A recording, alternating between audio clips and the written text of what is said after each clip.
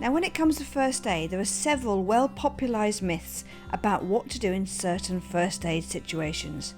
But unfortunately, these myths are unlikely to help, and in some cases they might actually harm the patient. So let's have a look at myths versus facts. Let's start off with a nosebleed. They used to say when someone's having a nosebleed, you've got to get them to put their head back. But no, this is a myth.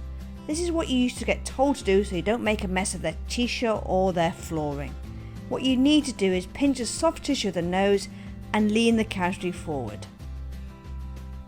Burns.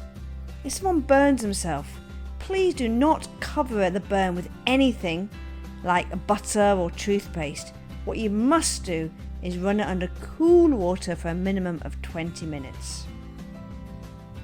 If you're feeling faint, do not put your head between your knees. What you need to do is get yourself or the casualty on the floor and raise their legs. CPR. They say CPR will restart the heart and the person will wake up. Unfortunately, this is not necessarily true. CPR alone is unlikely to restart a person's heart. But what it will do, it will significantly increase the chances of a successful defibrillation.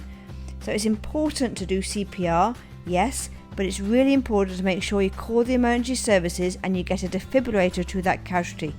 It is a defibrillator that is hopefully going to reset the heart so it will kick back into its normal rhythm again. Seizures. If someone has a seizure, they used to say they put something in their mouth like a spoon to stop them from biting on their tongue. Please never ever do that. If you put something in somebody's mouth who is having a seizure, then you're going to cause more harm than good. What you need to do is make sure they are safe and you need to time the seizure. Never restrain them, do not hurt them in any way. And if you want to learn more about first aid, don't forget to hit that subscribe button above.